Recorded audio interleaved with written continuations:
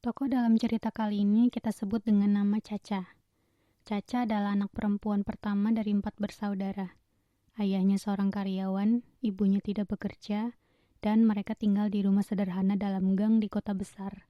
Sejak Caca kecil, ibunya memberikan tugas pada Caca untuk membantu pekerjaan rumah seperti menyapu, mengepel, mencuci piring, menyetrika, dan mengurus ketiga adiknya. Pekerjaan mencuci baju dilakukan oleh ayahnya Caca setelah pulang kerja. Jadi, selama Caca sekolah, sebelum berangkat sekolah, Caca harus membersihkan rumah sambil menyuapi adik-adiknya. Setelah pulang sekolah, lanjut mencuci piring dan mengurus adik-adiknya lagi. Ibunya Caca mendidik Caca agar menjadi perempuan yang kuat.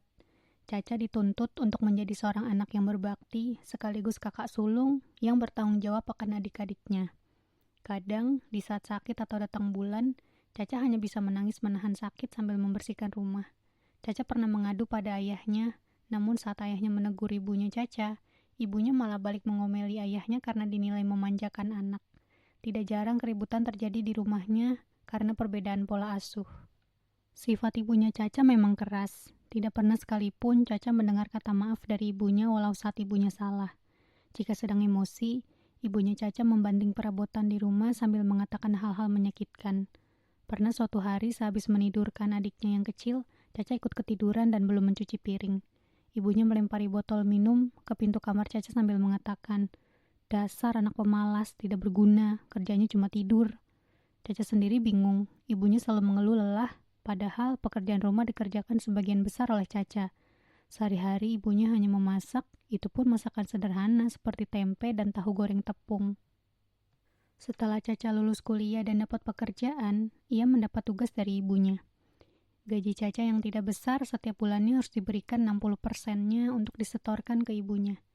Caca tidak bisa protes karena selama ini ibunya selalu mengatakan kalau tugas orang tuanya adalah membiayainya sampai lulus kuliah, dan setelahnya, Caca lah yang bertugas untuk membantu membiayai sekolah adik-adiknya.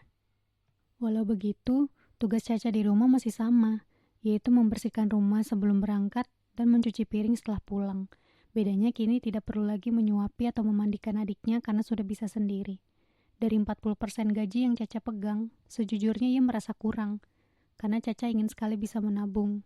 Namun gajinya sudah habis untuk ongkos dan makan. Caca mengira, setelah ia memberikan gajinya ke ibunya, menu makan di rumah akan lebih bergizi. Namun ternyata menu makan yang diberikan ibunya masih sama seperti dulu. Dulu Caca pikir ibunya hanya berusaha efisien, agar uang yang diberikan ayahnya cukup untuk menghidupi mereka. Tapi ternyata, walaupun Caca sudah tidak kuliah dan Caca sudah membantu keuangan keluarganya, tidak lantas membuat mereka bisa makan dengan lebih baik. Bukannya Caca tidak bersyukur, tapi ia tidak tega melihat adik-adiknya yang kurus. Akhirnya Caca membelikan makanan atau kadang memasak untuk keluarganya.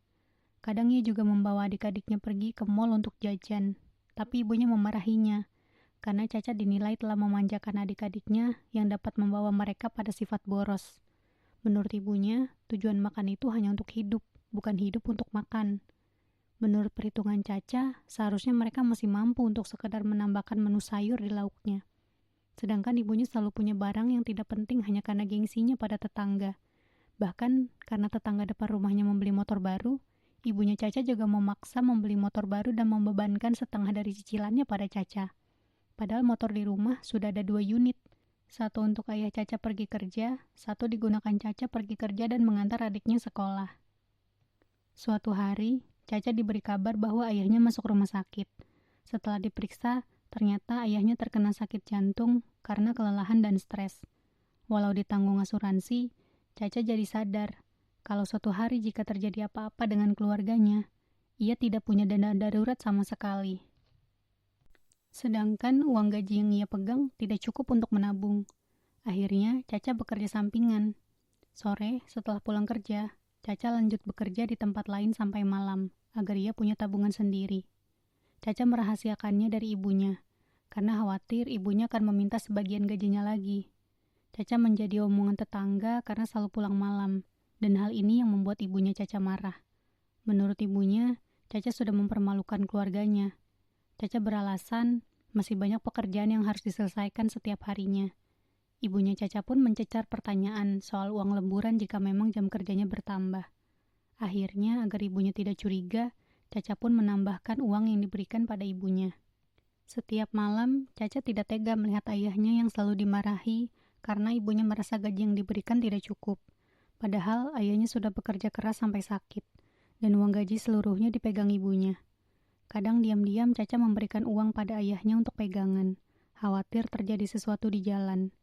Caca tidak tega melihat adik-adiknya tumbuh dengan keluhan dan makian sang ibu yang seharusnya memberi mereka kasih sayang. Caca berpikir, kalau memang ia dan adik-adiknya hanya beban untuk ibunya, mengapa mereka dilahirkan? Ia dan adik-adiknya tidak pernah memaksa minta dilahirkan di dunia ini.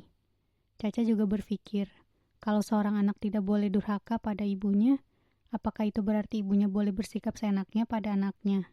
Caca bingung mengapa ibunya lebih bisa mendengar komentar tetangga daripada melihat kondisi mental keluarganya sendiri. Caca memang bersyukur karena keluarganya tetap utuh tinggal dalam satu rumah. Namun, utuh tidak selalu benar-benar utuh. Ia bisa melihat wajah kusut ayahnya setiap malam karena pertengkaran, serta ia bisa merasakan mental adik-adiknya yang rapuh karena sering merasa takut salah. Ia juga sebenarnya lelah, harus bekerja keras di 2 tempat supaya bisa memiliki tabungan. Sebenarnya Caca ingin sekali membawa ibunya ke psikolog atau psikiater, karena mungkin ibunya memiliki traumanya sendiri di masa lalu. Ia pernah membaca suatu artikel yang membahas ciri-ciri seorang NPD, dan 90% ciri-ciri itu ada pada ibunya. Namun tentu saja, untuk memastikannya harus dengan bantuan profesional. Tapi, jangankan mengajak ibunya ke psikolog atau psikiater. Untuk mengobrol dari hati ke hati saja, malah berakhir dengan caci maki sang ibu yang mengatakan kalau Caca anak durhaka. Ibunya Caca tidak suka dikritik dan tidak suka mendengar pendapat yang tidak sesuai dengan kemauannya. Kadang, kalau Caca mendengar ocehan ibunya yang sedang emosi, rasanya ia ingin sekali kabur dari rumah itu. Ia ingin hidup yang lebih tenang. Tapi di satu sisi, Caca tidak tega jika harus meninggalkan adik-adiknya. Caca hanya bisa bertahan sampai adik-adiknya bisa mandiri, sambil terus mendoakan agar hati ibunya dilembutkan dan mau diajak berkonsultasi dengan bantuan profesional. Kisah ini mungkin tidak ada happy ending. Pelajaran yang bisa diambil adalah ketulusan dan cinta yang tumbuh dari penderitaan pun ternyata bisa menjadi cahaya bagi orang lain. Walaupun dapat kata-kata menyakitkan dan tuntutan yang melelahkan, Caca tetap tumbuh menjadi pribadi yang penuh kasih sayang dan tanggung jawab. Tapi di sisi lain, kisah Caca juga mengingatkan kita bahwa ketegaran tidak boleh menjadi alasan untuk terus bertahan di lingkungan yang menyakiti secara emosional. Memaafkan bukan berarti membenarkan perlakuan yang salah. Dan berbakti bukan berarti menghilangkan batas yang ada. Seringkali, tuntutan anak harus patuh pada orang tua dijadikan tameng untuk menutupi kekerasan verbal dan kontrol berlebih yang merusak kesehatan mental. Berbakti tidak harus selalu berarti tunduk tanpa suara. Kadang, bentuk bakti terbaik adalah dengan menjaga kewarasan diri agar tidak mewariskan luka yang sama pada generasi berikutnya. Terima kasih telah mendengarkan ceritanya sampai habis. Jika kamu punya cerita yang mau di-share, silakan kirimkan ceritamu ke email berikut. Jika terpilih, ceritamu akan kami bacakan di konten video lainnya di channel ini.